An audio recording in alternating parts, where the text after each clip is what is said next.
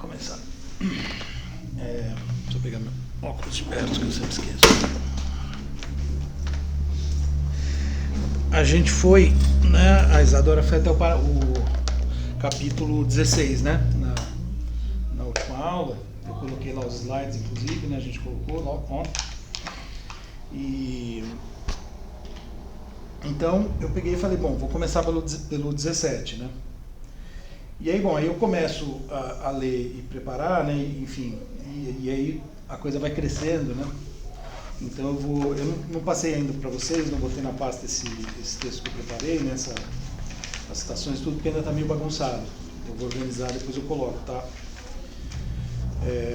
Bom, então, no capítulo 17, parágrafo 26, Agostinho começa dizendo o seguinte: grande faculdade é a memória, meu Deus, algo assustador, multiplicidade profunda e infinita. E isso é a mente, e isso sou eu. O que sou eu então, meu Deus? Notem que logo depois de definir-se, por assim dizer, né, como memória, né, ele diz, isso sou eu, Agostinho se pergunta o que sou eu então, meu Deus? Essa aparente confusão reforça o que já notamos algumas vezes e que é enfatizado por alguns comentadores. Ao mesmo tempo que responde uma pergunta, Agostinho pergunta de novo, né? Então uma resposta se torna pergunta. Ou seja, os avanços que ele faz, digamos assim, né? Os avanços que ele faz nunca são definitivos, pois implicam novas perguntas sempre, né?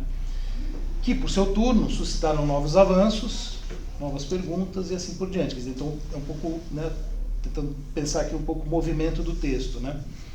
Que é um movimento que, em alguma medida, faz lembrar, né, e, enfim, né, depois a gente pode falar mais sobre isso, não é?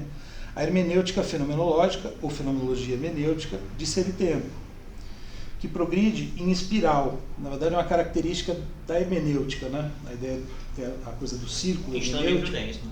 Oi? A gente está no livro 10. Isso, livro 10. Isso, eu falei capítulo 17, mas estamos no livro 10.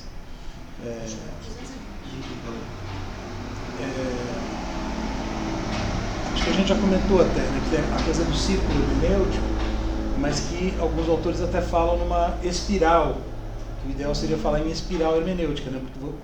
E de fato, né, em Ser e Tempo a gente percebe muito isso. O Heidegger às vezes parece estar repetindo, ele volta para o mesmo ponto, volta para o mesmo ponto. E tem um pouco isso aqui também, né? Às vezes a gente pensa, mas ele já falou disso e tal, só que ele está falando já de um novo ângulo e supondo tudo que se acumulou entre a última vez que isso foi falado e essa nova vez, né? E com isso a gente vai avançando na compreensão do assunto, dos temas, né? E vai continuar avançando, né? Então, um pouco um movimento que eu acho que dá para... É interessante perceber isso, né? Aqui nas Confissões, né, de um modo geral, trata-se de um esforço voltado à compreensão de Deus, que, no entanto, passa pela compreensão do homem. Isso está muito claro aqui no livro 10, né? Até acho que foi o título que a Isadora deu para os slides, né? E como, do mesmo modo, a investigação do ser enquanto tal passa pela investigação do ser aí em Ser e Tempo, né? Então, né, eu estou procurando, né, quer dizer, perceber semelhanças aqui, né? Mas, enfim, voltemos aqui ao ponto em que a gente está, né?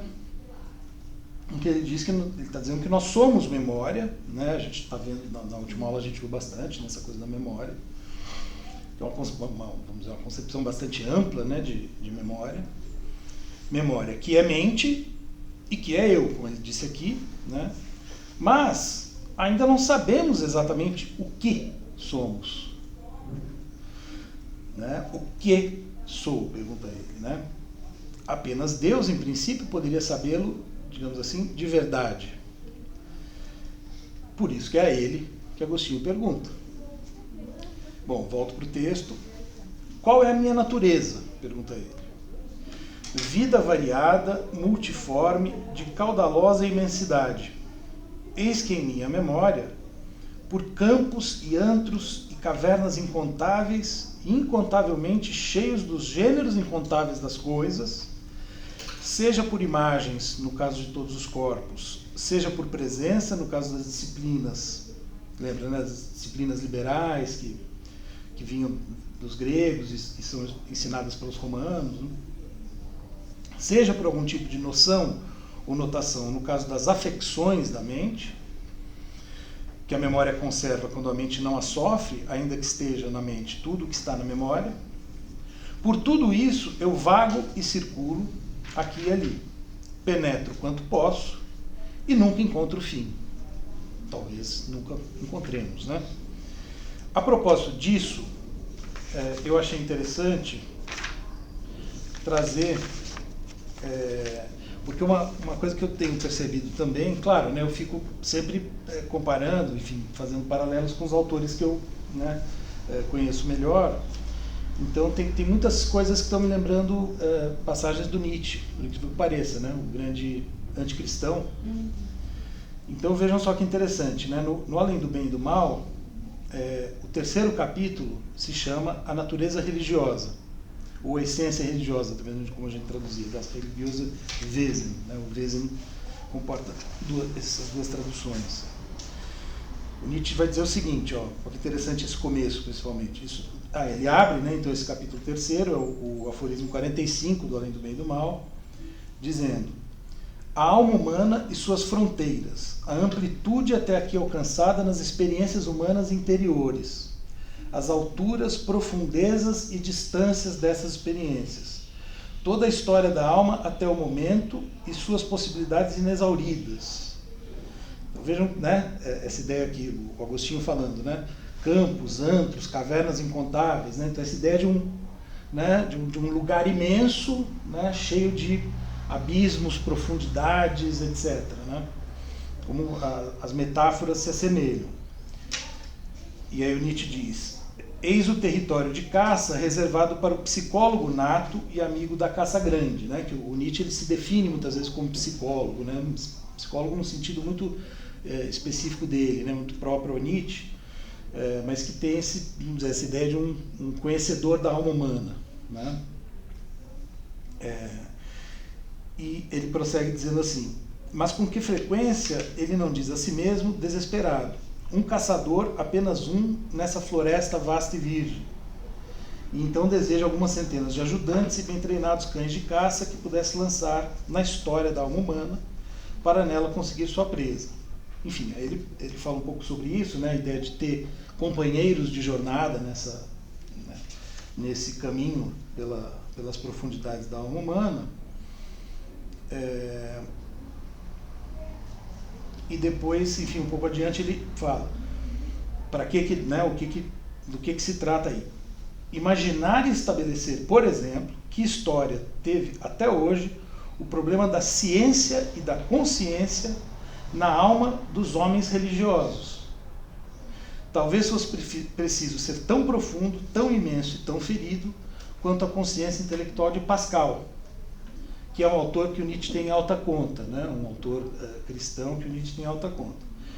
E mesmo então... Pascal não é o Blaise Pascal. Blaise Pascal. Ah, é? Sim. Achou que ele era só físico. Não. Químico, né, no caso. Esses caras eram tudo, né? Essa separação assim começou depois, né? Uma coisa posteriori. O Newton era filósofo também, só que ele não, né, enquanto filósofo não ficou tão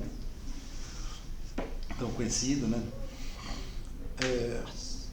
E mesmo então seria preciso aquele amplo céu de espiritualidade clara e maliciosa, capaz de tomar à vista, ordenar e pôr em fórmulas esse enxame de vivências perigosas e sofridas, né?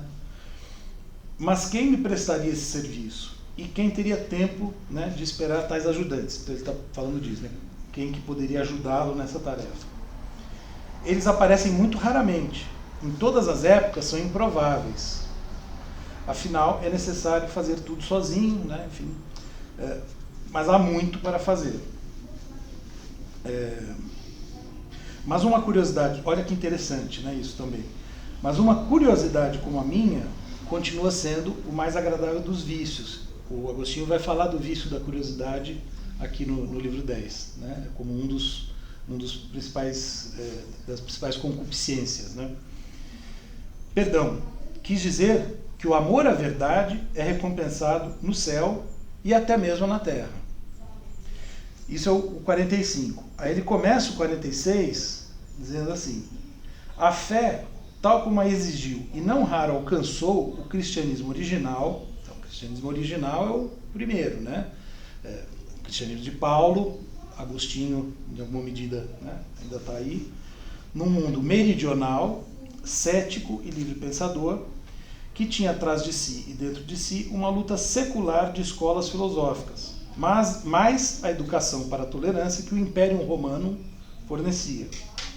Esta não é aquela ingênua e rabugenta fé de vassalo com que um Lutero, Nietzsche critica muito o Lutero e o protestantismo. Essa fé de vassalo como é que chama? É slave morality? Que é? Não. Tem a moralidade de escravo, é outra coisa. Tá. Né?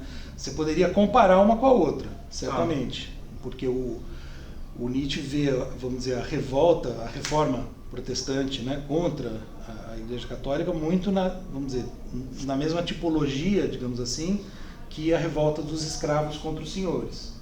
Né, porque tem todo o poder da Igreja Católica, então você tem uma espécie de rebelião, né? Uhum. E o Nietzsche, de alguma maneira, ele muitas vezes elogia o fato de ter uma hierarquia na Igreja Católica. Então, um Lutero, um Cromwell ou outro nórdico bárbaro do espírito que se apegou a seu Deus e seu cristianismo.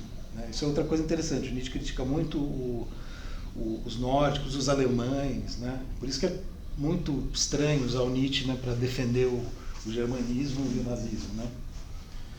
Seria antes a fé de Pascal, que de modo apavorante semelha um contínuo suicídio da razão. Uma razão teimosa, longeva, vermiforme, que não se deixa liquidar de uma só vez. Desde o começo, a fé cristã é sacrifício. Sacrifício de toda liberdade, todo orgulho, toda confiança do espírito, por aí vai. Enfim, eu quis trazer isso para, né, eu achei interessante a gente já fez comparação com várias coisas, né, do Agostinho, com a psicanálise, né, com Heidegger, evidentemente, e enfim, com outras figuras e correntes da contemporaneidade, né. E acho interessante ver isso também no Nietzsche, né, que é um autor que a gente, né, vê sempre como anticristão, né, como, no mínimo, tem uma certa um conjunto de metáforas, né, quer dizer, uma certa ideia de conhecimento da alma humana, claro, que não vai ter esse Deus, né, que está aqui no Agostinho, enfim, né, mas algo, né, ele conserva dessa perspectiva, né, de aprofundamento na alma humana, que é muito forte aqui no livro 10, né, quando o Agostinho vai falando dessa imersão na memória, né, a coisa vai crescendo, né, e isso me lembrou muito esse terceiro capítulo do Além do Bem e do Mal.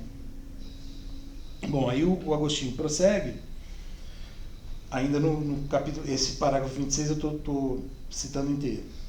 Tamanha a faculdade à memória e tamanha a faculdade de vida está no homem que vive mortalmente. O que farei então, minha verdadeira vida, meu Deus? Então vejam, agora ele já não se pergunta pelo que é, pelo, digamos assim, conteúdo que o definiria, quer dizer, o que ele é, mas sobre o que fazer uma vez que não tem fim, né? Uma vez que, dado esse cenário, o que fazer? Como devemos agir se não sabemos o que somos? E justamente a partir, né, daqui a alguns parágrafos, ele entra, né, numa parte que é fundamentalmente moral, né? Ou seja, que diz respeito ao agir. Ora, quem poderia respondê-lo, de novo? Deus. Afinal, isso, né, me ocorreu também aqui a propósito disso, e pensando em outras coisas aqui no livro 10, né? Que ser humano poderia dar essa resposta, ou teria autoridade para dar essa resposta a outro ser humano? Né? Acho que é uma questão interessante de filosofia moral, né, em geral. Por que nós devemos obedecer regras que foram feitas por outros seres humanos? Então, se você tem, né, a ideia faria sentido, vamos dizer, se Deus existe, supondo, né, faria sentido obedecê-lo, né? Nós somos os filhos obedecendo o pai, mas se não existe, né, quem vai estipular o que é certo e o que é errado? Um pouco isso, né? Tem aquela célebre frase do personagem de Dostoiévski, né? Se Deus não existe, tudo é permitido. Né? Enfim. Prossegue ele. Ultrapassarei até essa minha faculdade que chamam memória. Irei além para buscar a ti doce luz. O que me dizes? Que engraçado, parece que ele está dizendo assim, e aí, o que você acha? Que tal? Eis que ascendo a ti, que permaneces acima de mim, passando pela minha mente. Isso está muito claro, né? Esse movimento é um movimento que está o tempo todo presente aqui no livro 10. Né? Eu quero chegar a Deus como? Por dentro. Não é? Embora as coisas do mundo, né, como a gente viu, falem, né, quer dizer, de alguma maneira mostrem indiretamente Deus, todas elas respondem para ele, não somos Deus. Né? Então ele não consegue encontrar Deus fora, através dos sentidos. Então ele tem que procurar dentro.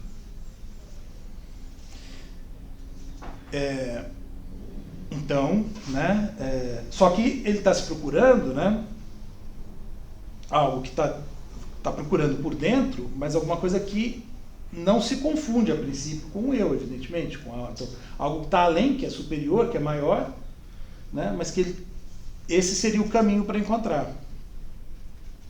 Então,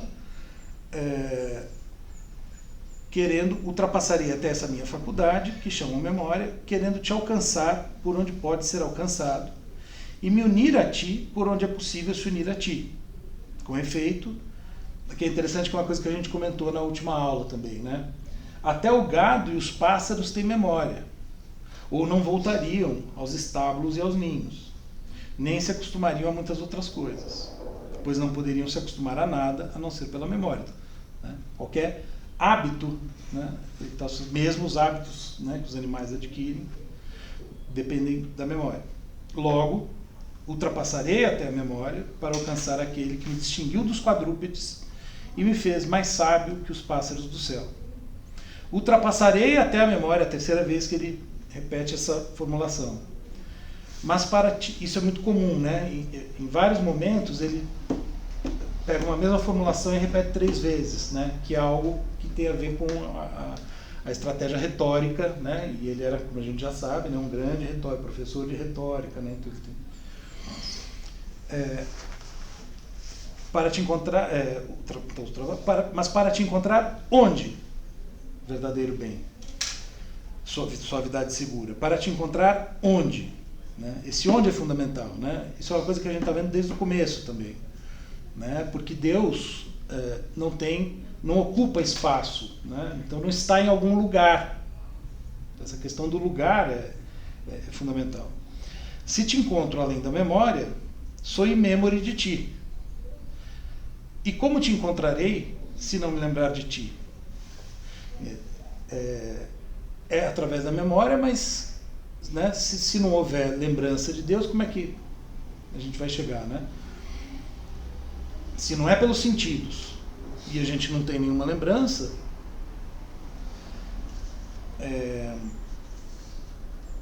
né? Ou seja, para onde ele está indo?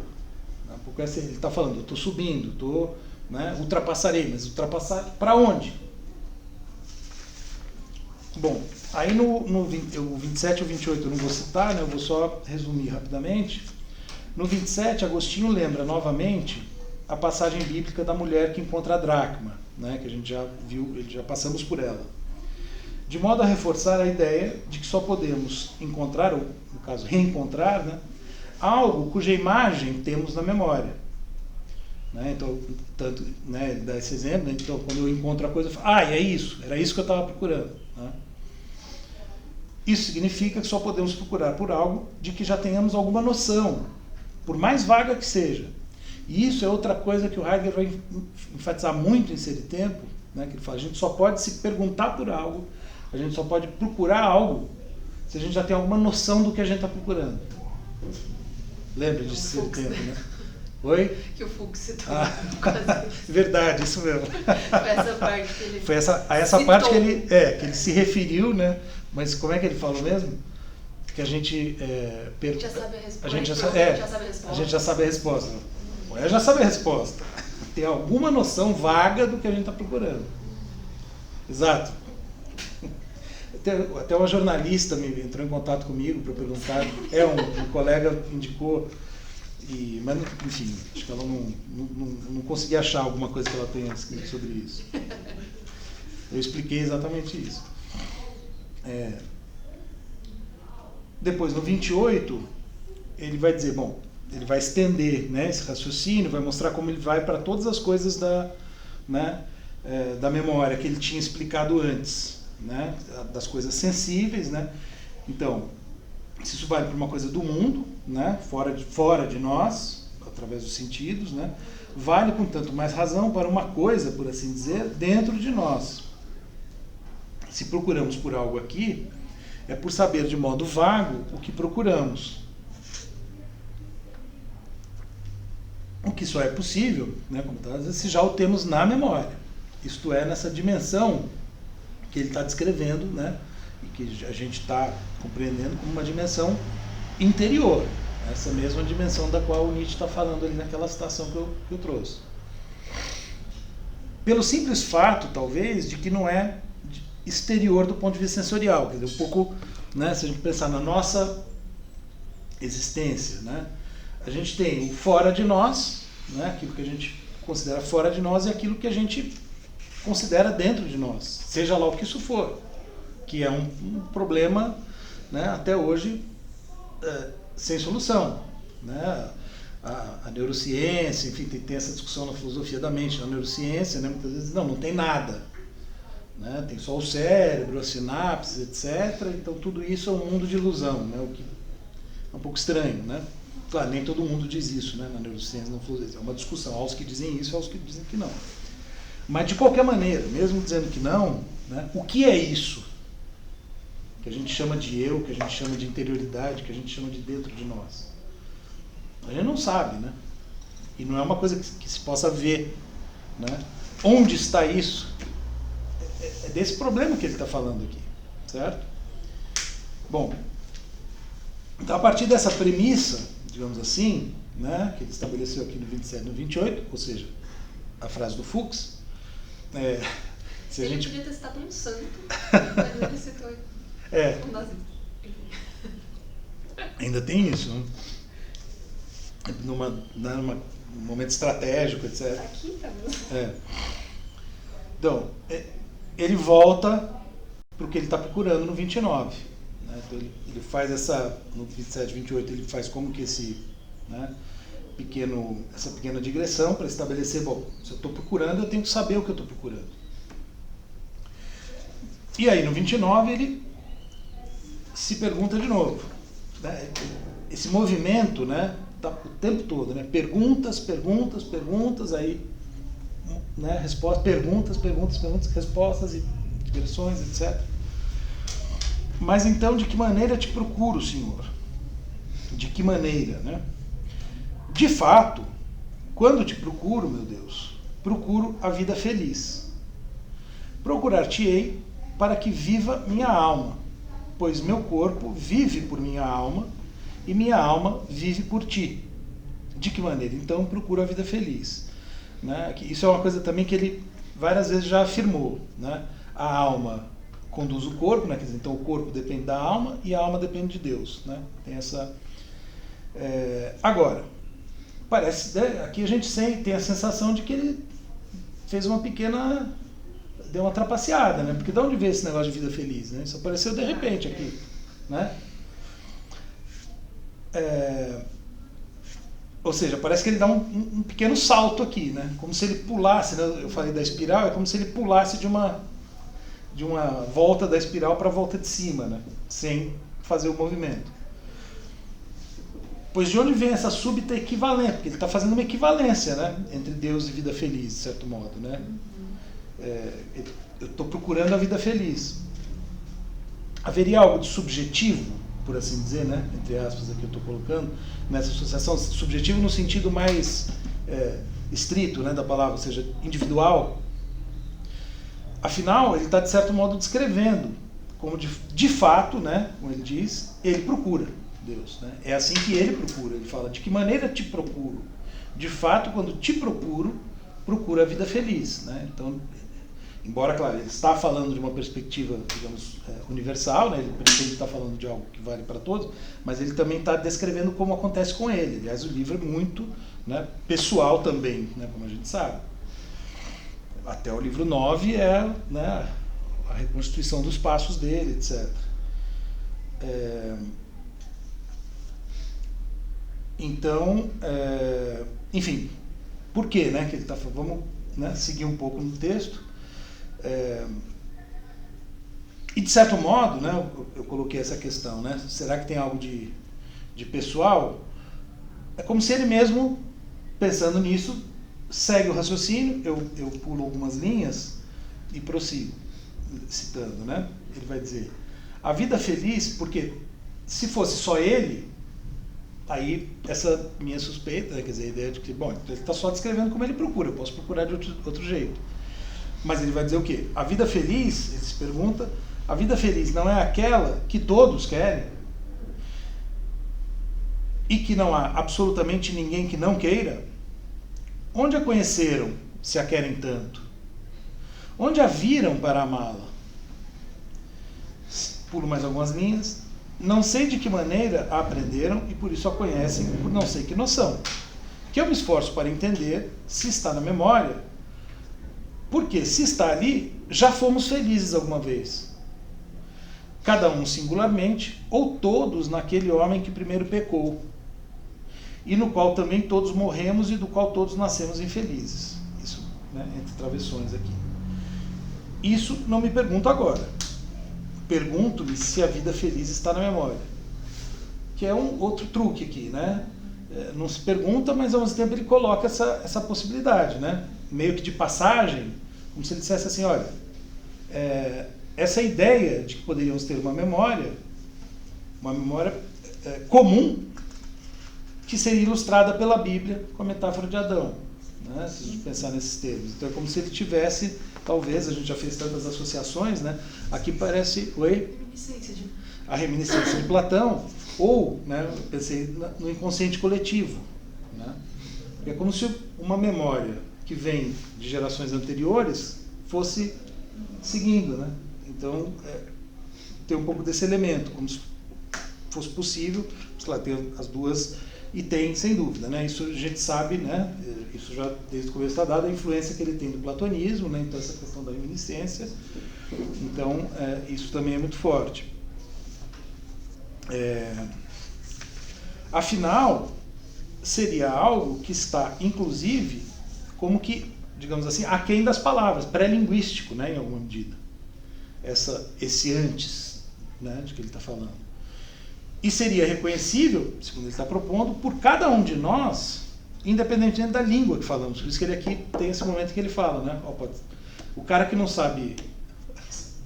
Agora você fez uma... O Wittgenstein não concordaria, né? Não. Mas, enfim, o que ele está dizendo é independente da língua. A coisa mesma é independente da língua. Né? Então, claro, se o grego não fala hebraico, os exemplos que ele dá, né? Grego, hebraico, latim... Se o grego não fala latim, ele não vai entender vida feliz em latim, e vice-versa. Mas, se um ensina para o outro, né, o que aquilo significa, eles vão se entender. Né? A ideia é que tem uma noção que independe da língua. Claro, polêmica, né? Sim. É uma tese polêmica até hoje, né? A gente também já falou sobre isso. Né? A gente falou, né, sobre aquela questão da linguagem do Chomsky, o debate do Chomsky com Daniel Everett, ou não? Não, porque esse Daniel Everett é aquele que falou dos Pirahãs, né? Da tribo, acho que de Roraima, uma coisa assim, que nunca tinha tido contato com ninguém, e que ele vai para lá estudar, né? Aliás, acho que ele vai para catequizar, ele era jesuíta, uma coisa assim. Eu não posso estar chutando algumas informações erradas, mas a ideia é basicamente essa, né? E aí ele começa a conviver com eles e ele percebe que eles têm uma maneira de ver o mundo completamente diferente da nossa, né? E aí ele usa isso como argumento para ir contra a tese do Chomsky de que haveria uma estrutura universal que possibilita a linguagem, né? Em diferentes povos, diferentes culturas, diferentes épocas. Discussão do que é natural e do que é social. Em outra aula? Não, que ele tinha comentado que ele gostava dessas. Ah, sim, sim. Sim. É que eu achei que vocês estavam falando de outra. Sim, sim. Né? Então essa é uma discussão e tanto até hoje, né? E aqui ele está dizendo, olha, a coisa mesma, por assim dizer, né? Enfim, a noção, isso de que se trata, independe da língua. Todo mundo, todo ser humano, em qualquer língua, em qualquer época, quer ser feliz. Que é também uma tese que está no Aristóteles, e ele vai citar o Cícero aqui, né? O Aristóteles na Ética Nicômaco, esse é o, né? Vamos dizer, a tese basilar, né? Que todos buscamos a felicidade, né? E daí a questão é justamente como, né? Se atingir, só que varia, então aqui entra muito esse elemento, né? O que cada um entende por felicidade pode variar, mas todos querem a felicidade, né? Então tem alguma noção comum que comporta, né? Digamos assim, conteúdos específicos, mas é como se houvesse uma, entre aspas, forma comum, né? Então ele diz, né? Todos a conhecem, portanto. E, se fosse possível perguntar a todos em uma única língua, se querem ser felizes, sem nenhuma hesitação, responderiam que querem. E isso não aconteceria se a própria coisa, né? Eu me adiantei, se a própria coisa a que o nome se refere, nome, coisa, não estivesse na memória deles. Então, claro, a questão da memória, né, tem muito a ver com essa influência platônica, né, a ideia de reminiscência, mas eu diria, né, me parece que ele está expandindo, né, a noção de memória. A gente já falou também um pouco disso, né, pensando em termos de faculdades, né. Então a gente pode também pensar muito nas discussões filosóficas posteriores, né. Quer dizer, a memória é algum elemento dessa grande subjetividade, dessa grande interioridade, desse grande domínio, né, do qual ele está falando. Então tem que ter, quer dizer, de alguma forma dentro de nós tem alguma coisa que aponta para a felicidade, digamos assim, né. Então, demonstrado, por assim dizer, né, vamos dizer, demonstrado entre aspas, né, o conhecimento partilhado da felicidade, todos a conhecem, ele diz, restaria estender a conclusão à coisa mesma, ou seja, né, a coisa mesma no que diz respeito a Deus, que é o que ele está buscando aqui, vamos dizer, a coisa mesma de que se trata, né, no livro 10, talvez nas conclusões, mas no livro 10 em particular.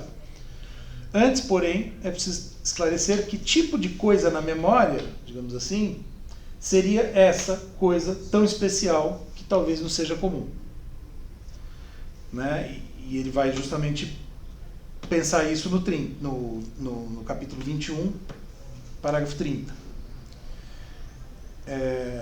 De sair, bom, aqui eu vou só comentar, parafraseando aqui o começo, né? De saída, Agostinho tenta mostrar o que isso não é, né? O que é muito comum em filosofia, né? Você começa a caracterizar um objeto negativamente, ou seja, dizendo o que ele não é, com isso você vai excluindo possibilidades, né? O próprio Heidegger usa muito essa estratégia nesse tempo, para ir afunilando, né? Aquilo que você está buscando caracterizar. Mas quando o Heidegger não fala sobre nada, ele não faz o argumento de que a gente que não dá para caracterizar o nada como a ausência de algo, que a gente tem que qualificar o nada sendo uma coisa diferente disso, ou uma coisa além disso. Peraí, como é que é? Não, que assim, Você está falando do que é metafísica? Isso. Ele não está tentando convencer as pessoas de que só caracterizar o nada como ausência de algo não é uma resposta suficiente? Sim, mas primeiro, até chegar aí, ele vai tentar mostrar assim, o que não é o nada, ou, melhor dizendo ali, como não é possível chegar ao nada. Ele vai excluindo caminhos possíveis, no caso. Uhum. Né? Então não dá para chegar pela lógica. Sim. Né? não dá para chegar pelo conhecimento sensível, né? Daí ele vai acabar chegando aonde? O único jeito de chegar ao nada é por meio do afeto, por meio da angústia, né? No caso. Então ele vai dizer, olha, o caminho não é intelectual, o caminho para chegar no nada é através do afeto e como? Nas experiências que a gente tem de negação. Inclusive tem um momento que eu acho muito, muito bonito ali, né? Quando ele fala das nossas experiências concretas de negação, a rejeição, né? A carência, né? Você querer algo e não poder, e por aí vai, né? Então, né? Como que isso nos mostra, vamos dizer, seria o indício do nada, né?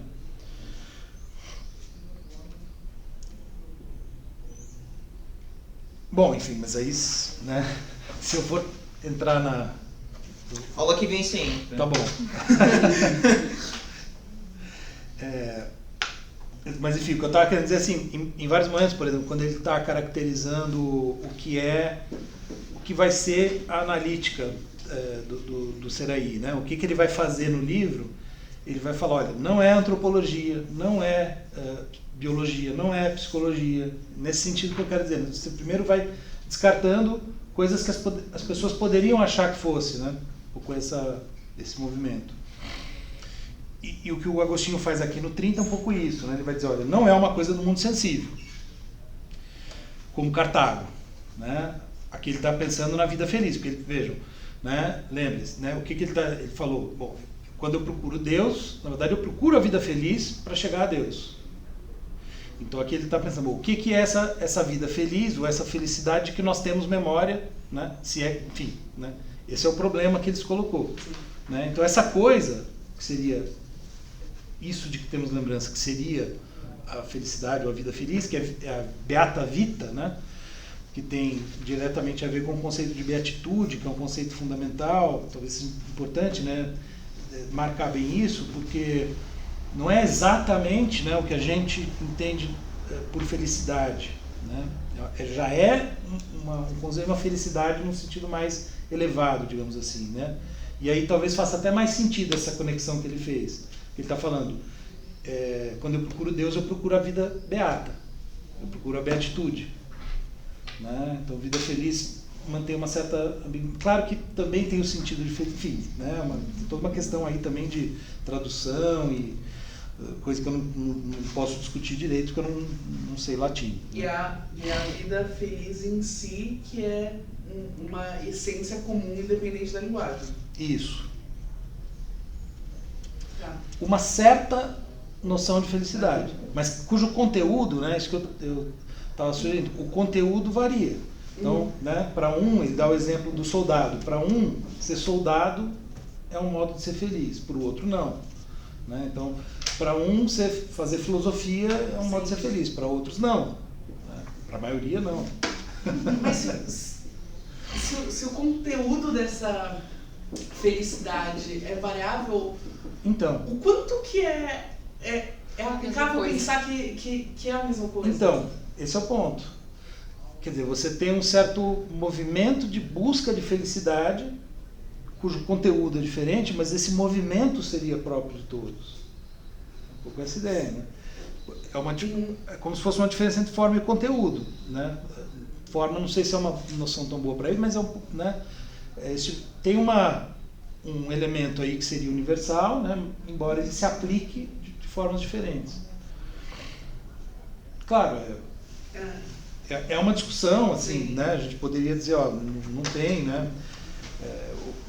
Enfim, tem filósofos que operam, né, com esse tipo de distinção marcar. O Kant, por exemplo, né? A moral do Kant toda é baseada nessa ideia, né? Que tem uma forma de agir que seria comum, mas não só o conteúdo varia, como nós raramente aplicamos. Né? Quer dizer, o Kant, que é o grande, né, o moralista, imperativo categórico e tal, quando ele vai olhar para o ser humano real, ele fala, ele tem plena consciência, raramente o ser humano age de maneira moral. Né? Mas está lá, é como se, vamos dizer, o imperativo categórico está ali dentro, em algum lugar. Né? A gente sabe o que é certo, mesmo que a gente não faça. Né? É como se fosse, nós temos uma espécie de, sei lá, a gente poderia pensar assim, um vetor que é essa busca da felicidade. Que vai variar. Mas, enfim, nem sempre o ser humano de fato se empenha nisso. Né? Ele pode ter um movimento daí, de ser infeliz. Né? Sim. E a vontade não quer, né? Essa coisa da vontade, você quer, mas não consegue, né? Ele fala muito disso, né? Inclusive ele próprio passou por isso, né? Como a gente já viu. Ele queria, mas não conseguia, queria, mas não conseguia. Entre o livre-arbítrio ainda. Sim. É outro problema. Mas enfim, então não é uma coisa do mundo sensível. Acho que quanto a isso, ok, né? Não é uma entidade mental como os números, né? Então vamos dizer, certas entidades, eu que usei a palavra entidade, né? Mas ele fala dos números, então, ou dos conceitos, não é uma noção abstrata que a gente opera, né? No âmbito da cognição objetiva, né? A felicidade não é um número, né? Como também não é, por exemplo, uma habilidade, né, que ele dá o exemplo da eloquência, né, uma habilidade que desejamos ter por vê-la praticada por outros, como a eloquência. Né, E aí ele entra com uma quarta hipótese, que o nosso tradutor traduziu como regozijo, eu não sei como é que está na outra tradução, não cheguei a conferir, mas eu conferi o latim. É gaudium, né, que normalmente, se você coloca no dicionário latim e tal, é alegria. Acho que faz mais sentido do que, né, regozijo ficou um pouco estranho. Em inglês, joy, delight, né? Então, enfim, deleite. Alguma coisa, né, que no campo semântico da palavra está mais ou menos por aí. Mas ele fala que não é isso. Não, essa é a hipótese que pode ser. É a quarta hipótese. Não é nenhuma daquelas três coisas, né? Ou seja, não é uma coisa do mundo sensível, não é algo como número e não é uma habilidade. Né? Não é né? Você não aprende a ser feliz como você aprende retórica ou como você aprende filosofia ou matemática ou o que seja. Talvez, porque veja, ele se coloca essa quarta hipótese, o Gaudium, né? Que é, vejam bem, um fenômeno afetivo. Se a gente quisesse puxar para o Heidegger, poderia falar em tonalidade afetiva, que é interessante porque a Edith Stein, quando ela se contrapõe ao Heidegger, né, que ela escreve o Ser Finito e Ser Eterno, é um tratado de ontologia em que ela claramente se contrapõe a Ser e Tempo. E ela insiste muito na noção de alegria, né, no afeto, alegria, como sendo um afeto mais fundamental do que a angústia. Né? Então tem essa disputa. Porque o Heidegger, é interessante, inclusive nesse texto que é a Metafísica, tem lá uma frase em que o Heidegger cogita, mas logo descarta, né? Porque quando ele chega, mesma coisa, quando ele chega nos afetos, que ele fala, é pelo afeto, ele começa a descartar os afetos que não são, para conhecer o nada. Não é o tédio, embora o tédio fosse ali um bom candidato. Aí rapidinho ele fala, também não é a alegria e o amor. Embora Sim. pudesse, ele fala um pouquinho, porque é raríssimo o Heidegger falar de alegria, amor, de falar de coisas positivas, né, digamos. Sim. E aí a Edith Stein pega justamente isso, né? Ela fala alegria versus angústia, digamos assim, né? A Hannah Arendt vai um pouco por aí, né? Em vez de mortalidade, ela propõe pensar a natalidade, como enfim. Mas ela, por que eu lembrei dela, né? Porque ela está justamente no mesmo contexto, né? Pensando uma tonalidade afetiva fundamental, né? Contrapondo, né? E aqui a alegria parece ter um papel importante, né? Nessa direção, assim, como o afeto que está apontando na direção que ele está. Eu acho que assim, o que tá ficando na minha mente no momento em que eu tô pensando também no mal que eu estava tendo essa semana, que era de filosofia da arte, que a gente estava usando um pouco de uma análise do Kant também, e que quando você trouxe a palavra regozijo, não sei se a palavra é difícil de falar, mas a gente estava pensando bastante também, porque nessa matéria a gente está lendo agora Byung-Chul Han, e a gente está discutindo um pouco a separação do belo e do sublime. Tá. Então, quando a gente está pensando nessa separação do belo, o Kant ele separa o belo como algo que traz o prazer desinteressado e o sublime como algo que provoca essa angústia, esse desconforto. Uma espécie de angústia. Só que o que a gente tá vendo nesse texto do Byung-Chul Han é que, às vezes, essa noção desse prazer, desse regozijo, às vezes ele pode ser tratado juntamente com essa sensação de angústia em outros momentos históricos. Como algo pode ser horrivelmente bonito, como algo... belamente feio. Exatamente. Então eu acho que o que está ficando na minha mente é que, na minha cabeça, não faz sentido essa felicidade ser algo comum. Não faz sentido isso ser um vetor onde todos seguem, porque talvez sejam... o que tem em comum são vetores, mas eles podem estar em intensidades diferentes, apontando para lados diferentes. Mas o que fica na cabeça é até que ponto a gente pode falar que esses vetores realmente são a mesma coisa. Sabe? Se ele está apontando para um lado diferente, se ele tem uma intensidade diferente, vale a pena a gente pensar que são? Não sei se vale a pena, mas eu acho que talvez valha fazer o esforço de tentar pensar, né, nisso. Porque, vamos dizer, você tem o belamente feio, você tem o horrivelmente belo, né, alguma coisa assim, tudo bem. Mas ainda assim, se você está aproximando os dois, né, e está falando, olha, nessa época eu considerava isso, nessa aqui, você tem algum termo de comparação para estar aproximando esses dois fenômenos. Que termo de comparação é esse? Ou seja, você sempre vai ter algum... É um pouco essa a ideia. Você sempre tem algum termo de comparação para poder dizer, olha como é diferente tal coisa em tal época. Qual coisa é diferente em tal época? Você falou, tudo bem, talvez o vetor. Alguma coisa está sobrando que permite comparar. É aquilo que eu fico pensando. Dessa diferenciação, também existia onde essa discussão não era relevante. Antes dessa diferenciação ser feita.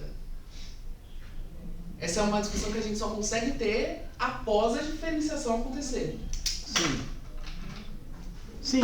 Então, mas aí a diferenciação, interessante, não, essa questão é fundamental, mas talvez o que acontece? Quanto mais a diferenciação, e você poderia pensar assim, ao longo da história, né, do pensamento, você vai tendo essas diferenciações, você tem que ir refinando cada vez mais isso que seria o termo de comparação. Isso vai ter que ficar cada vez mais abstrato, digamos assim. Você falou, talvez o vetor... Quer dizer, o que sobra? Mas a ideia seria assim, alguma coisa sobra, ou não, tá? Mas assim, talvez alguma coisa tenha que sobrar que torna possível a própria comparação. Talvez não. Ou a comparação ficou para trás, Não, a comparação que eu digo assim, para você falar, olha, isso em tal época era assim, em tal época é assim. Então, isso. Sim. Percebe? Então você sempre vai ter algum elemento que te permite falar, olha como essas épocas são diferentes em relação a tal coisa. Então você tem essa tal coisa que permite falar, estabelecer a diferença. E quanto mais diferenças vão aparecendo, mais você vai ter que sofisticar, refinar essa hipótese do algo.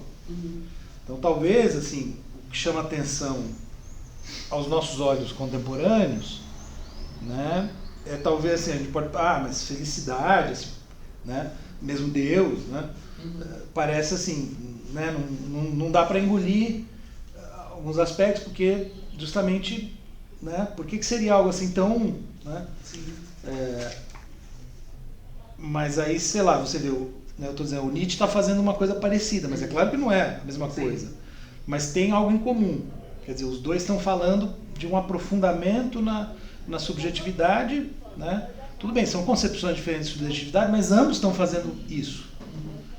Então dá para estabelecer essa aproximação, apesar de o Nietzsche já estar num outro nível de sofisticação, digamos assim, no sentido de não aceitar hipóteses fáceis para explicar, né? Então ele tem que, né, mas há um esforço, me parece, né, que é próprio, talvez, da filosofia, que é tentar encontrar isso, né, que dá o ser, o sentido de ser, alguma coisa assim, né.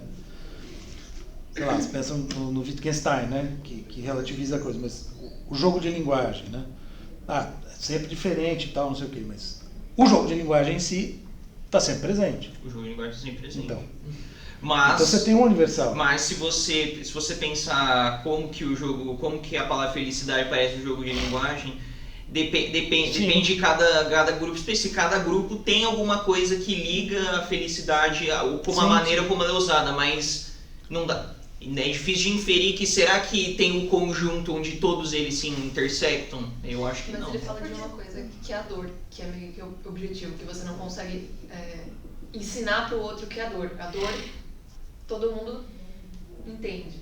Não tem uma linguagem privada pra dor, né? Não tem linguagem privada pra dor. Mas todo mundo sabe e não pode negar que a outra pessoa tá com dor. Exato. Você consegue entender que a pessoa tá com dor sem ela precisar falar. Sim. A dor Mas eu acho que é sobre conteúdo e posicionamento também. Tipo, vamos supor, minha felicidade é caçar. Minha felicidade é caçar. Aí eu entro no mato e mato um viado. Pra ele eu sou o quê?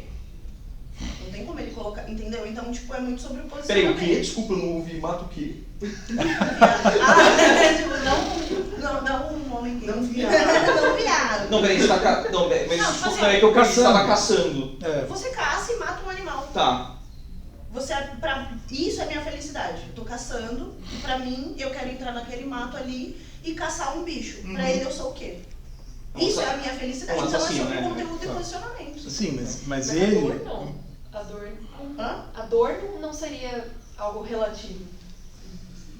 E a alegria? Se a dor não é minha, é No relativa. mesmo sentido que você falou, você vê que a pessoa está com dor, você também vê se a pessoa está alegre. A dor é extremamente relativa. Sim, mas que haja dor. Infelizmente. Não, mas você- que haja dor não é relativo.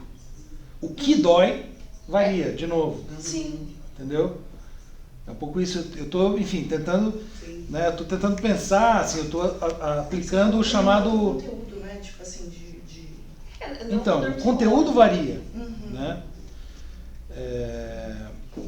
E varia em função do posicionamento, para usar, né, o termo que você usou. Mas a questão é, sempre você pode ter algum elemento que torna possível. Claro, veja, aí o animal são outros 500, porque a gente não consegue se entender com ele através da linguagem. Né? Então, aí já a gente iria para um outro problema, que é um problema válido e que dá uma série de questões interessantes para a gente pensar. Mas todo ser, ele caminha em direção à sobrevivência. Então, aí já seria uma outra teoria. Em vez de falar que nós buscamos a felicidade, nós buscamos a sobrevivência. É uma pulsão por morte. Mas, de novo, a gente está tentando Sim. encontrar esse elemento que seria comum. Né? Se consegue ou não, vejam, o que eu estou tentando fazer é assim, eu estou tentando pensar a favor do autor, o chamado princípio da caridade, né? O charity principle da filosofia analítica, que é, bom, vamos ver, né? Vamos tentar fazer render, né? Mesmo que a gente não concorde. Né? Até mesmo, né, tentar pensar, mesmo Deus, mesmo o conteúdo religioso, se não dá para, né, abstrair daquelas coisas que são mais... Não, tem alguns parágrafos aqui do livro 10, né, aqui para frente, que é difícil de engolir, né? E assim, no sentido do moralismo, né, que aí o conteúdo é muito forte, né? As coisas que ele considera erradas, né? Então... Mas é impressionante como ele enseja todo tipo de discussão da filosofia, assim, tá aí. Sim. Tudo dá pra levantar e pensar. Sim. Esse problema é um problema, né, que está ali na discussão do Aristóteles com Platão, né?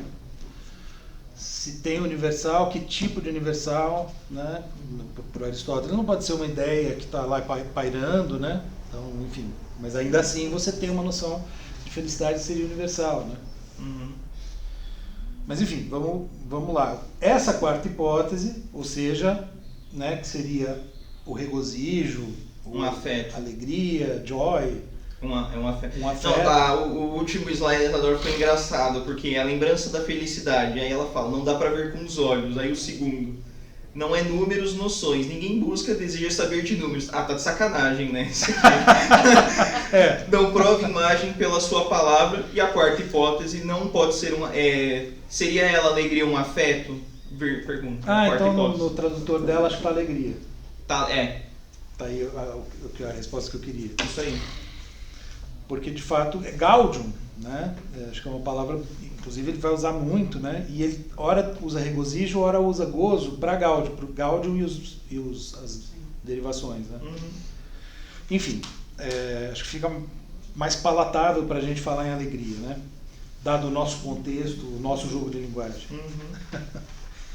Eu acho que, pelo que eu estou pensando, Gaudium, em outras traduções de outros autores que eu estou pensando, Paul Preciado ele usa bastante essa palavra, mas é traduzida como gozo.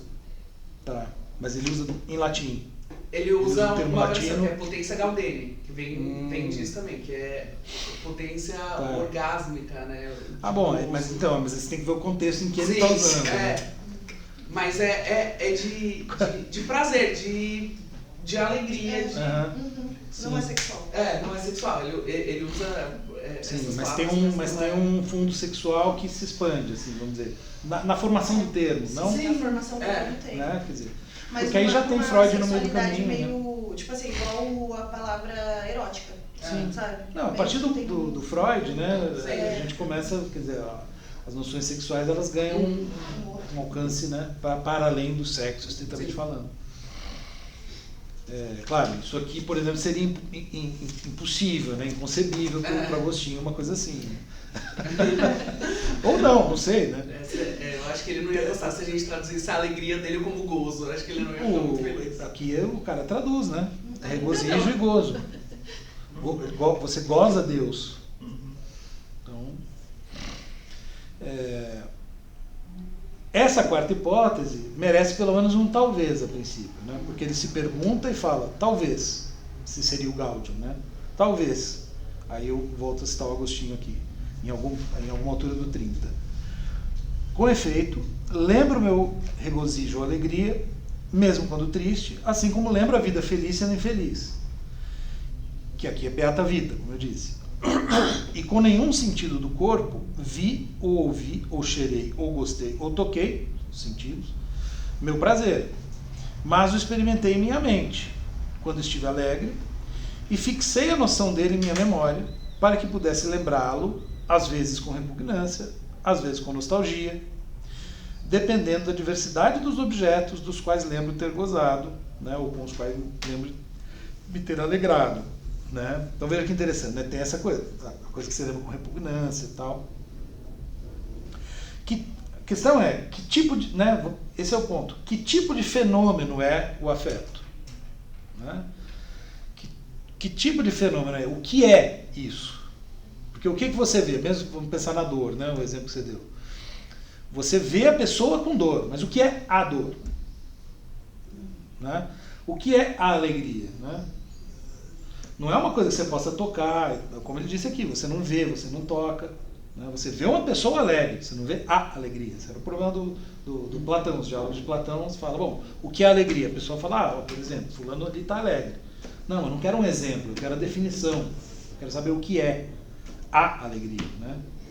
Então, que tipo de fenômeno é esse? Né? Alegria, tristeza, ódio, amor, etc. Não são objetos empíricos, falando aqui. Mas são tão ou mais reais, a gente sabe disso, são tão ou mais reais do que estes. Por mais que a ciência moderna eles tente roubar essa realidade, eu estou pensando justamente na coisa da neurociência. Né? Inclusive esse é um ponto que seria interessante, né? Pensar, bom, aí seria uma pequena digressão, né? Mas daria para pensar na noção de experiência e fenômeno, né? Ou mesmo na noção de vivência, né? Que a fenomenologia introduz, para se diferenciar do empirismo. Né? Porque no empirismo você tem uma noção mais estrita de experiência e um condicionamento dessa experiência, do que a gente pode considerar verdadeiro a partir dessa experiência. Né? E a fenomenologia vai justamente pensar, né, as vivências, né, o campo de fenômenos como algo muito mais amplo, que abrange os fenômenos vividos por nós. Né? a noção de vivência. Muitos traduzem por vivido, Erlebnis, porque os franceses traduzem assim, e aí os fenomenólogos franceses usam. Erlebt? Não, é Erlebnis. Erlebt, tá. É vivência. Vivência, tá. Erlebnis, tá. Mas os franceses traduzem por vivido, vécu. Uhum. Então, enfim, eu não sei como começou isso, mas isso faz com que... Porque a fonologia é muito forte na França, né? Tem todo um campo, Merleau-Ponty, né? E todos eles usam vivido em francês, na França. Então, muita gente no Brasil usa vivido, outros usam vivência, e vai depender do quanto você é mais da fonologia alemã ou da francesa, né? Mas, de qualquer modo, é uma ideia justamente que você pode estudar, investigar e descrever fenômenos como alegria, tristeza, etc, etc. Né? Isso, o Heidegger passou por aí, né? Tem a própria Edith Stein também, e a Edith Stein vai juntar, né, a fonologia com a filosofia cristã, enfim.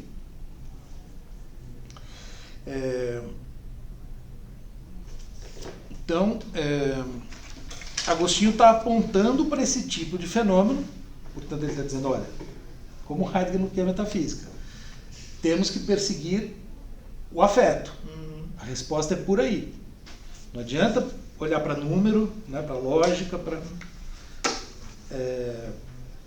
Aí no 31, ele começa reafirmando o caráter universal, que eu, né, vou resumir um pouco o começo do 31, reafirmando o caráter universal, estou colocando até entre aspas aqui, né, da felicidade, ou da vontade de felicidade, né, porque ele fala aqui do querer ser feliz. Todos nós queremos ser felizes, né? Então não é nem a felicidade que é universal, né? É esse impulso em direção à felicidade, em direção a algo, né? Agostinho, curiosamente, cita Cícero, como poderia citar Aristóteles, né, como eu já sugeri, talvez numa insinuação de que Deus estaria aí pressuposto em Cícero, né, a revelia do autor, de um modo que não está no autor, né? De modo a ilustrar a universalidade de tal coisa, ele mostra como o conteúdo do querer pode variar de indivíduo a indivíduo. Aqui que ele dá o exemplo do soldado. Mas não a forma. Estou colocando forma aqui entre aspas, né? Por assim dizer. Para um, a felicidade, o gaudium, estaria em ser soldado, para outro não, ao passo que ambos certamente queriam ser felizes, cada um do seu modo. Mas há um detalhe fundamental. E aí eu volto para o texto dele, quando ele diz: por isso, todos os homens concordam em querer ser felizes, como concordariam, se interrogados, em querer se alegrar. Regozijar, alegrar. E chamam esse gozo, ou alegria, enfim, né, de vida feliz. Chamam, né, em geral. E, embora uns o procurem aqui, outros ali, mesmo assim, aquilo que todos desejam alcançar é único. A alegria, o gaudium. E como esta é uma coisa que ninguém pode dizer não ter experimentado, a encontra na memória e a reconhece quando ouve as palavras vida feliz. A gente poderia pensar, né, até no que você tinha falado, né, enfim, insistindo nessa tentativa de pensar, né, junto com o autor, a diferença entre uma coisa melhor e pior para mim, né? O exemplo que ela deu, por exemplo, do caçador, né? Essa oscilação, né? Essa passagem do pior para o melhor, né? Todo mundo tem. Você pode dizer, o conteúdo do que é melhor e pior pode variar totalmente, mas você sempre vai ter uma coisa que para você naquele momento, por alguma razão, é melhor e uma coisa que é pior. É como se ele tivesse, de alguma maneira, talvez, em alguns momentos, me parece apontando um pouco para isso, né? A diferença entre um melhor e um pior estado de ânimo, né? Um afeto, um estímulo, né? Para falar no termo do Heidegger, na tonalidade afetiva. A gente sabe o que é se sentir bem, né? E se sentir alegre, ainda que varie o conteúdo, de novo, né? E a diferença que há entre estar bem e estar mal, né, entre estar alegre e estar triste. Logo, temos de poder entender-nos quanto a isso, saber do que estamos falando quando falamos disso, né, desde que a gente se entenda sobre as regras do jogo de linguagem, digamos assim, né.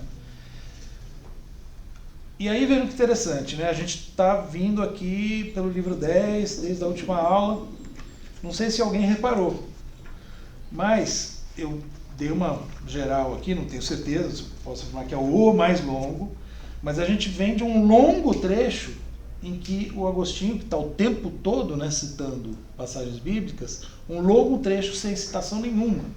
A última citação que ele fez foi no capítulo 6, a gente está no 21. Estamos no 21. Isso aí.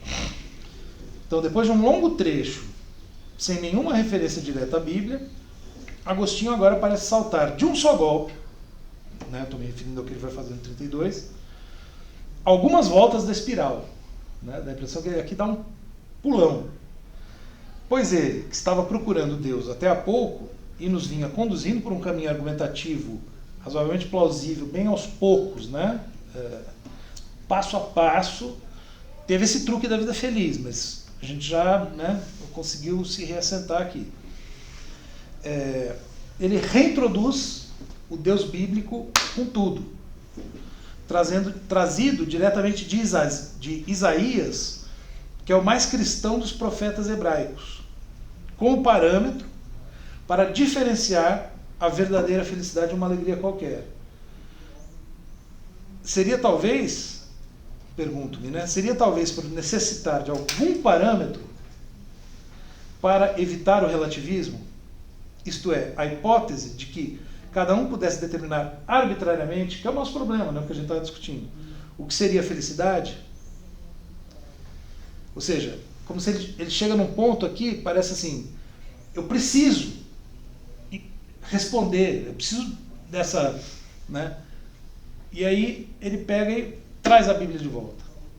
Como você fala, ó, a verdade tem que estar ali.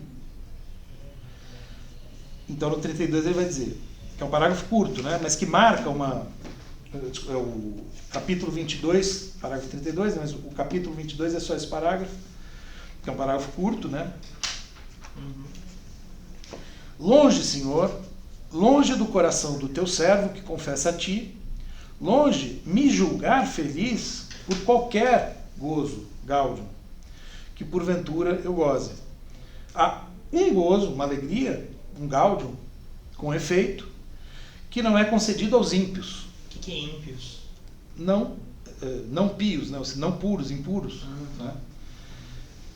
Infiéis, impuros, mas aqueles que te cultuam desinteressadamente, cujo gozo tu mesmo és. Essa é a vida feliz. Veja, né? Pá, ele trouxe a resposta: alegrar-se em ti, de ti, por causa de ti. É essa e não outra. Quem pensa que seja outra, busca outro gozo, outra alegria, e não o verdadeiro. Contudo, a sua, de quem pensa isso, né, vontade não renuncia a uma imagem qualquer de alegria.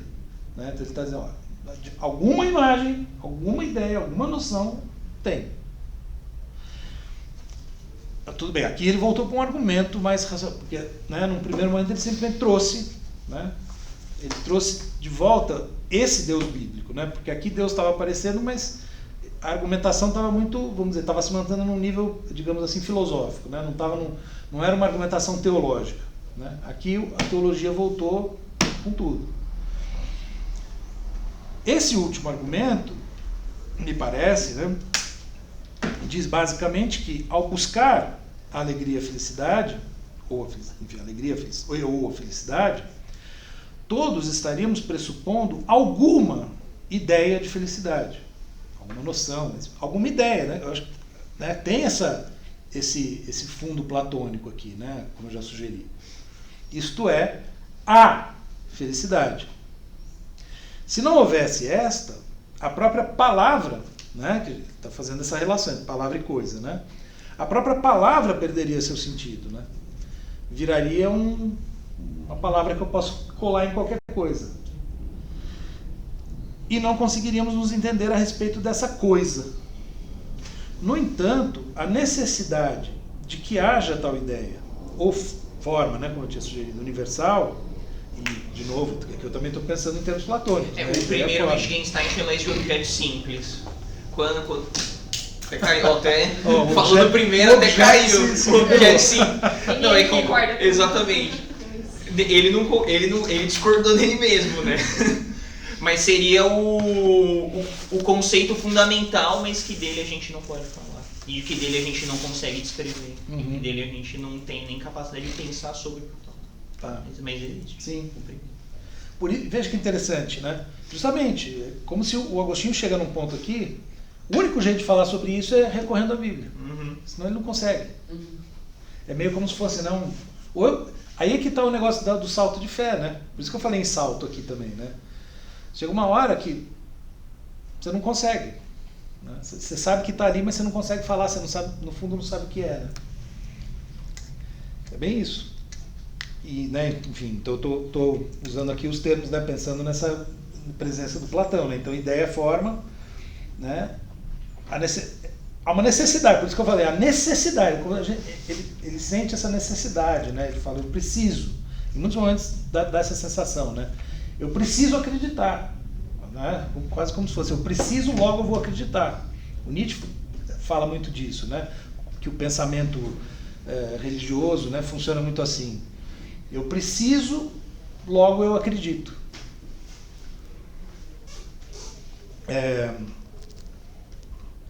E aqui, né, claro, pensando no elemento platônico. Então a necessidade parece atrelar-se, digamos, né, do nosso ponto de vista, um tanto arbitrariamente à Bíblia como fonte de verdade. Né? É como se, uma vez admitida essa necessidade de chegar a algum universal, a isso, né, chegar a isso que é tão difícil, só o pudéssemos encontrar ali, né, na verdade revelada. Porque ali seria, né, essa fonte da verdade, a verdade, como eu disse, né, a verdade revelada. Essa é a função, né, de certo modo. Né, Deus fala através de Moisés, Deus fala através... Né, o único argumento adicional, por assim dizer, eu, né, colocaria aqui, estaria talvez nessa contraposição que ele faz entre os ímpios e os desinteressados. Né? Ali os ímpios, né, os impuros, enfim, seriam os que se deixam guiar pelos próprios interesses. Aqui, os que, aí a gente poderia pensar, né, tentando expandir para fora do vocabulário especificamente cristão. Né? Então, de um lado, os que se deixam guiar apenas pelos próprios interesses, vamos dizer, que estão centrados na sua própria individualidade. E aqui, quando ele fala dos desinteressados, os que se abririam para fora do eu, digamos assim, né? Se abririam, talvez, né, ao além do eu, para falar de novo, aproximar do Nietzsche, né, o além do homem. E aqui eu, de novo, né, então pensando nessa semelhança com Nietzsche, se a gente deixar de lado essa adesão, né, via fé à letra do texto bíblico, enfim, né, que dá a impressão de que o Agostinho ele precisa disso, né? Talvez ele até racionalmente não, né? Não é o caso, tá? Não é o que ele diz, porque a razão participa desse negócio. Mas, enfim. Mas certamente, acho que dá para a gente pensar, né? Assim, lembrem-se, né, que o Agostinho, esse é o primeiro livro do Agostinho já bispo, né? Então ele está aqui filosofando, mas em algum momento tem que entrar, né, a verdade bíblica. Enfim. Bom, então acho que, né, aqui tem uma virada. Uma virada que vai na direção de uma... Agora, quer dizer, vamos dizer, ele está... Como se até o 21 ele está nesse âmbito, né, digamos, do conhecimento. Né, tentando pensar, chegar a Deus, quer dizer, conhecer, né, ele está tematizando isso. A partir daqui ele vai direcionar a coisa para o âmbito da filosofia moral, né, que é onde ele vai pensar então e isso, essa parte do livro 10, o Heidegger vai se deter muito, né, e acho, daí por isso também achei que não era tão importante, não é tão importante a gente se deter demais, porque depois a gente vai ver através do Heidegger essa parte, né, quando ele fala das concupiscências, da curiosidade, por exemplo. Então, no 33 ele vai dizer: não é certo, portanto, dizer que todos querem ser felizes. Então vejam, agora ele estava dizendo, Sim. todos querem ser felizes. Aí ele, 32 ele traz, né, a Bíblia de volta para a jogada, a diferença entre ímpios e desinteressados, e agora ele chega no 33 e fala: não é certo, portanto, dizer que todos querem ser felizes. Sendo que ele estava dizendo exatamente o contrário, né, 2 parágrafos atrás. Porque quem não quer o gozo de ti, que é a única vida feliz, não quer realmente uma vida feliz. Aqui ele meteu o Argumento conteúdo. moral. E aqui ele meteu o conteúdo, né, via Bíblia. Sim. Ele tava, vamos dizer, a discussão estava até aqui, até há pouco, né, nesse nível, né, que a gente estava discutindo. Agora entrou de fato. Então não são todos que querem a felicidade ou que querem corretamente a felicidade, né? Porque então, se ele definiu agora a felicidade, né, ou bem você quer a felicidade, ou bem o que se quer é apenas esta ou aquela felicidade. E você saiu do âmbito da felicidade mesmo e está só, enfim, né, de uma maneira relativista, colando onde você quiser a felicidade. Ou seja, de maneira bem rasteira, se a sua felicidade não deriva da veneração de Deus, ela não é uma felicidade genuína. Não, é difícil falar sobre genuíno, é uma péssima palavra. Não, acho que cabe.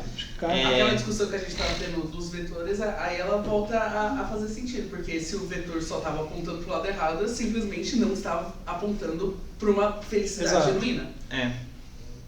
Então, agora fica mais difícil fazer o que eu estava tentando. É um argumento moral, para aquele argumento moral. Sim. Mas agora ele amarra melhor. Ele deu um conteúdo, né?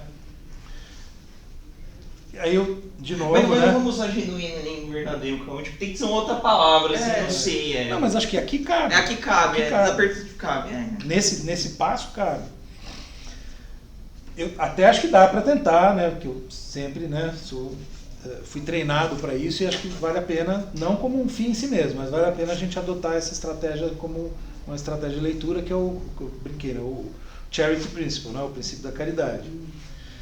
Mesmo se não aceitar, que eu estou tentando aqui, né, então mesmo se a gente deixar de lado, né, o conteúdo que ele está dando aqui, né, para a felicidade, talvez a gente pudesse pensar, então eu estou tentando voltar para aquele meu raciocínio anterior, né, uma progressão, digamos assim, formal, indo do particular para o universal, do sensível ao conceito, para falar em termos que a Sabrina gosta, do sensível ao conceito, do finito ou mais finito ao infinito ou menos finito, né? Enfim, jogando aqui com algumas, ou mesmo, né, se a gente quisesse, da carne, do material ao espiritual, no sentido bem amplo, né?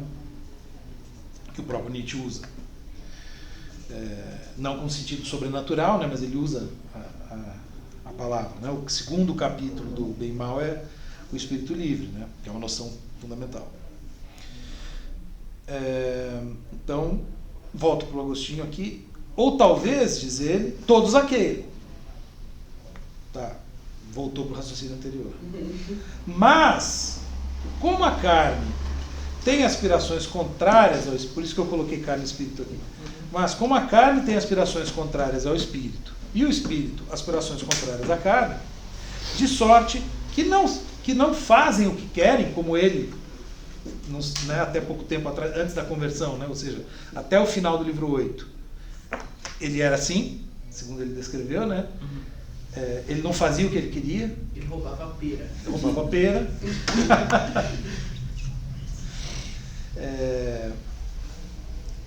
Então, né, uma vez que tem essa contradição entre carne e espírito, essas pessoas que não conseguem, né, que não fazem o que querem, como ele era, não conseguem, esbarram naquilo que conseguem e se contentam com isso. Porque aquilo que não conseguem, não querem o suficiente para conseguir. Né? Então, como se dissesse assim, olha, né, eles, no fundo, eles quereriam a verdadeira, a felicidade genuína, né? Mas eles não conseguem, eles não são capazes disso. Então eles se satisfazem com aquilo que eles conseguem, coitados. Né?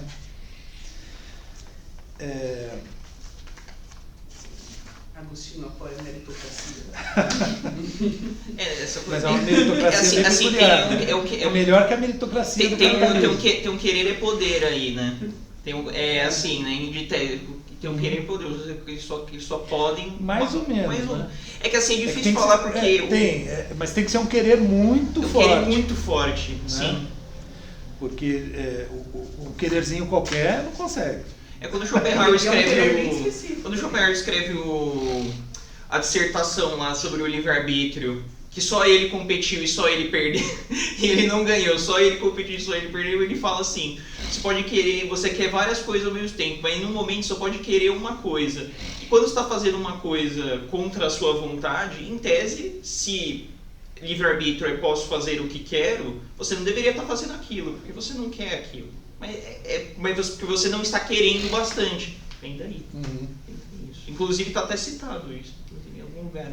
Várias notas de rodapé. Nota de rodapé tem livro que é tipo assim, 2 parágrafos e uma nota de rodapé desse tamanho, assim. Né? Tipo, 8 observações. Cara, pô. Essa é uma questão interessante das notas de rodapé. Nota de rodapé é complicado. Mas eu acho que nota de rodapé tem que ser bem usada. Tem gente que usa demais e tem gente que usa de menos. Acho que é uma estratégia interessante, mas... Tem gente que utiliza as notas de rodapé para colocar o que não pode colocar dentro do texto. Também. Ô professor, até eu tava no livro azul, né, eu joguei lá aquele trecho do tempo. Ah, é do livro azul? Não do livro azul, mas é que... Aquele das investigações. Não, aquele do livro azul, que eu mandei do livro azul. Ah, tá. Livro azul. Um pouquinho antes desse trecho que eu mandei, assim, teve uma página... Era 2 parágrafos assim e só nota de rodapé. Aí me veio a sua voz à cabeça. Não, tem tradutor que aparecia demais. É uma nota do tradutor. Várias, né, no caso. Sim. Muito engraçado. Mas mesmo, eu estava pensando, claro, isso é uma outra questão, né? E é o tradutor, né? Mas eu digo nota de rodapé do próprio texto, né? Assim. Uhum. Às vezes tem gente que usa muito e tem gente que usa pouco. Esses dias eu estava numa banca assim, que tinha só 4 notas de rodapé na dissertação, né? Aí era qualificação. Eu falei, usa mais nota de rodapé, né? Porque às vezes é uma estratégia, assim, tem coisa que está no texto que desvia um pouco o foco da argumentação. Isso aqui podia estar em nota. É uma questão assim que, né? É uma coisa de adquirir a prática. Também, né, eu acho que é muito mais organizado. Mas eu acho que porque você, de certa maneira, é um outro plano, né? Você está num plano principal, vamos dizer, da sua argumentação, né, do que você está desenvolvendo, e eventualmente tem informações que se conectam àquilo, mas que se você for colocar no corpo do texto, vai te desviar, né? Aí você pode se perder. Se você coloca na nota, a coisa fica ali, você chama atenção para aquilo, mas sem se alongar, né? No meu TCC até o momento tem... Eu só coloquei uma tradução, só uma fala lá de uma tradução. Assim. Também não precisa ser que nem um professor numa banca, não vou citar o nome, né? Mas que chegou e falou assim, olha, o seu trabalho tem 100 e tantas páginas e só tem 20 notas de rodapé. Tipo, um argumento forte, assim. Também não é assim. Mas, enfim... Peraí, onde que eu estava? Então, seguindo ainda no 33, né? Acho que o 33 eu estou citando inteiro. Estou fazendo meus comentários, mas... Então ele prossegue dizendo, de fato, pergunto a todos se preferem gozar de uma verdade ou de uma falsidade. Tanto não hesitam em dizer que preferem a verdade, quanto não hesitam em dizer que querem ser felizes. Então, né, ele está aproximando as duas aqui. Sem dúvida, a vida feliz é o gozo da verdade. Que ele também deu mais um desses, né, momentos que a gente sente que fez um truque aqui, né, onde houve um deslocamento. Né, ele estava falando de felicidade / Deus, né, alegria, felicidade / Deus. Ele agora traz a verdade. Verdade, ponto. Né? Mas imediatamente, então veja que interessante, ele fala da verdade, volta para a Bíblia. Como que para não deixar essa verdade muito tempo sem conteúdo. Falou da verdade, pá. Aí ele vai ele alude, né, a um trecho do Evangelho de João. Ele fala, esse é de fato o gozo de ti que és a verdade. Tá vendo? Então para falar, Deus, verdade, ele traz a Bíblia. Deus, minha luz, salvação de minha face, meu Deus. Aqui são essa, né, oração tem junta dois salmos, né? Essa vida feliz, todos a querem. Essa vida, a única que é feliz, todos a querem, todos querem o gozo da verdade. Tenho experiência de muitos que querem enganar, mas ninguém que queira ser enganado.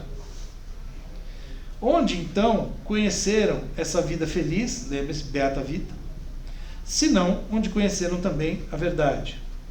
Aquele mesmo problema que ele estava, né, colocando, de um onde aí, dentro, né, tal, tem que estar na memória, para a verdade. Com efeito, a amam também porque não querem se enganar. E se amam a vida feliz, que nada é senão o prazer da verdade, ele está insistindo, né, agora nessa equivalência de verdade e felicidade, né, que apareceu para nós agora. Né? Certamente amam também a verdade. E não a amariam se alguma noção dela não estivesse na memória deles. E agora aqui ele volta para a memória, né? Como se ele deu esse giro todo, agora como se fizesse um movimento, né? Algumas voltas na espiral e volta à memória, dizendo, olha, tudo isso, verdade, felicidade, alegria, espírito, mente, etc., tudo isso está na memória. Né? Então, a noção de memória, por vezes, parece até coincidir com a própria subjetividade. Né? Tudo converge para a memória. Eu consigo entender agora porque que ele começa a falar do tempo depois, né? Porque ele está falando da memória. Aí no 11 ele começa a falar do tempo. Entendi. Eu também quero essa aula a mais de Agostinho para falar um pouco sobre o tempo. Uhum. Para falar um pouco sobre o livro 11. Legal. Depois eu passo para vocês, assim, talvez você falou do 14, né? De repente a gente pode tentar ir até o 14, mais ou menos. Não, que do 11 ao 14 é bastante livro ainda, acho que é mais 100 e poucas páginas, né? Não, eu digo até o parágrafo. Tá. Parágrafo ou capítulo? 14, eu acho que era capítulo, não lembro. Deixa eu ver aqui no investimento. Eu marquei aqui. Peraí, aqui é arquivo. Acho que é capítulo mesmo. Eu até anotei aqui. Mas é o parágrafo 17. Então são 7, são 11 páginas. 11, 12 páginas. Enfim, vai dar uma olhada até aí mais ou menos, assim, só para a gente poder falar um pouquinho disso, né, que eu acho que vale a pena. Mas você tem toda a razão. A memória vai conduzir ao tempo, né?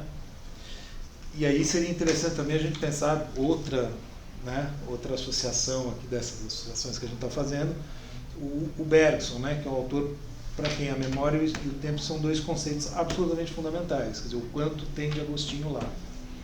Mas aí eu conheço pouquíssimo, assim, não posso falar muito, mas faz todo sentido, com certeza tem. Confissões, livro 11, parágrafo 14. Isso. Acho que é capítulo. Acho que é isso. Capítulo 14, que é o parágrafo 17, ou seja, então, que horas são, por favor?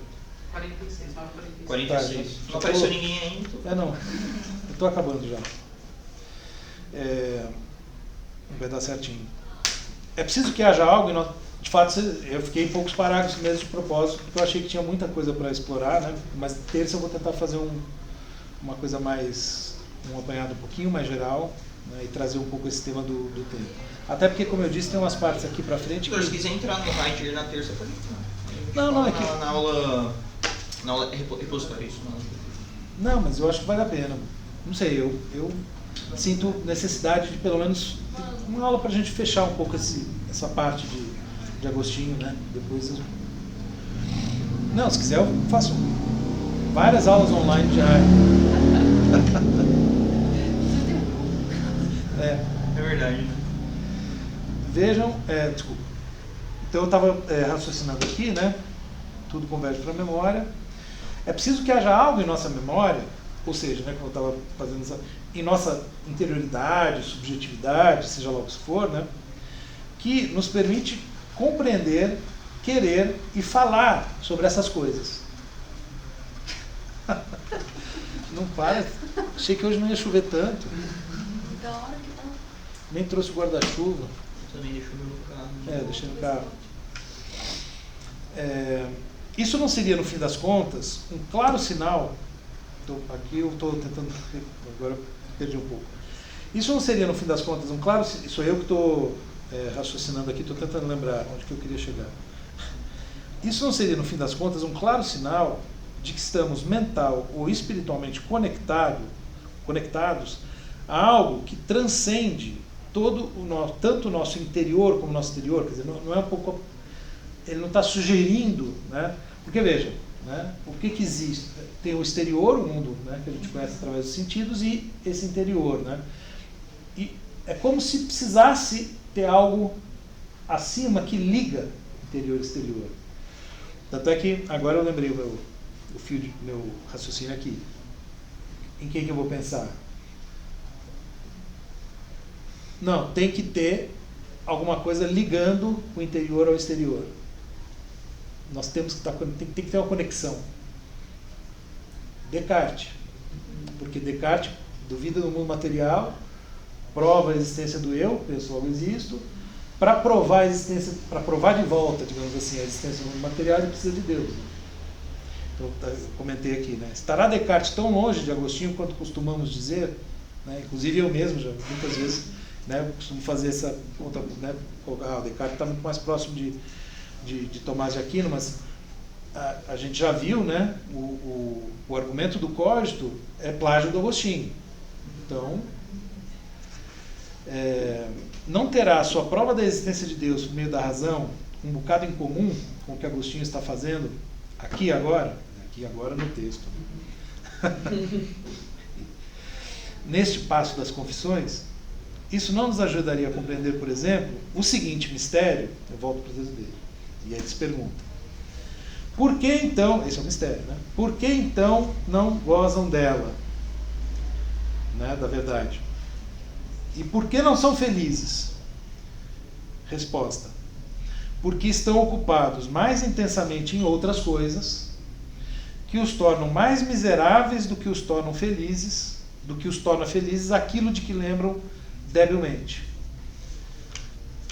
De fato, ainda há um pouco... Aí ele cita a Bíblia de novo. De fato, ainda há um pouco de luz nos homens, que andem, para que as trevas não os engulam. Ou seja, se correr o bicho pega, se ficar o bicho come. Mas vejam que interessante, né? Ele traz de volta, quer dizer, então ele agora né, estabeleceu uma diferença entre dois modos de ser e de entender a felicidade, né? Então, alguns estão no caminho certo, outros não. Mas uma das razões para isso, né, talvez seja, e aqui tem muito do elemento da ocupação do Heidegger, né? Porque eles estão ocupados com as coisas do mundo, né? Porque as coisas do mundo são muito mais vivas, né? Atraem muito mais facilmente do que isso que é uma lembrança débil na memória, né? Então é muito mais fácil, muito mais atraente e a princípio parece ser muito mais alegre você se ocupar com aquilo que está chamando a atenção, né, mais proximamente. Mas, em seguida ele diz, ainda tem alguma luz, né, então corram, porque se não correr, né, as trevas engolem. Citação, né? Ou, né, se não estivermos sempre a caminho, né, como é que eu acho que daria para interpretar isso, né? Se não estivermos sempre a caminho, sempre em movimento, né, aquela coisa do vetor, né, sempre em busca de ascensão, para usar essa imagem, acabamos estagnados, sem perspectiva, agarrados a convicções particulares como se fossem verdades absolutas. E se quiséssemos retomar aqui o paralelo com Nietzsche, anteriormente sugerido, seria interessante considerar como ele também valoriza, né, a ideia de constante autossuperação, né, e essa coisa de ir além de onde você está, né, quer dizer, de movimento, de estar a caminho. Assim como o Heidegger, né, eles parecem se inspirar, e o Nietzsche estaria de algum modo, né, sinalizando isso quando ele cita Pascal, como a gente viu 2 vezes no começo, né, daquela parte sobre a religião no Além do Bem e do Mal. Ambos parecem se inspirar em certa sabedoria cristã, não no conteúdo, né, em certa sabedoria cristã, também muito presente, né, em Agostinho, ou talvez sobretudo em Agostinho, né? Muito mais do que em Tomás de Aquino, por exemplo, né? Também posso estar, mas me parece que o Nietzsche, né, muito mais a ver com isso do que com Tomás de Aquino. O passo seguinte da argumentação, inclusive, né, ou seja, o parágrafo 34, é tipicamente nietzschiano, por assim dizer, né? Porque fala do quê? Da vontade de verdade a revelar como todos amam a verdade. Vontade de verdade como conceito, né, que o Nietzsche desenvolve. Então ele vai dizer, eu pulo um pouquinho, né, do começo, a verdade é amada de maneira que todos amam que todos que amam outra coisa querem que o que amam seja a verdade, e como não querem se enganar, não querem ser convencidos de que estão errados. Isso é bom. Pulo mais um pouco. Com efeito, como não querem se enganar, mas querem enganar, amam-na quando se mostra, mas a odeiam quando os mostra. Né? Isso é de uma fineza, né? Ela castigará por isso aqueles que não querem ser revelados por ela, revelando-os mesmo que não queiram, mas ela não se revelará a eles. Aqui também daria para pensar, né, o paciente na análise, né, ele resiste as coisas de resistência, assim, né, mas uma hora, mesmo ele não querendo, ele tentando mentir, aí é que aparece, né?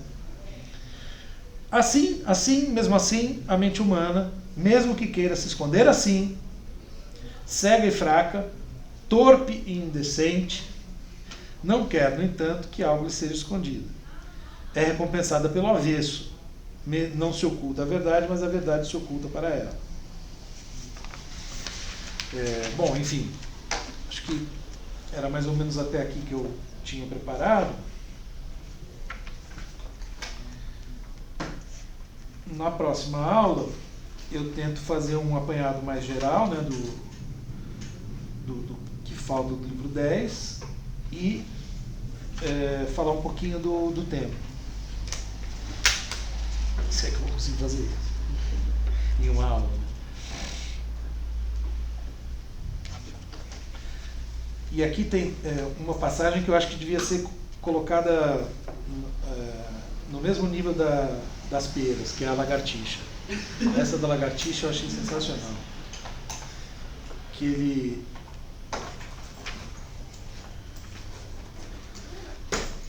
Cadê?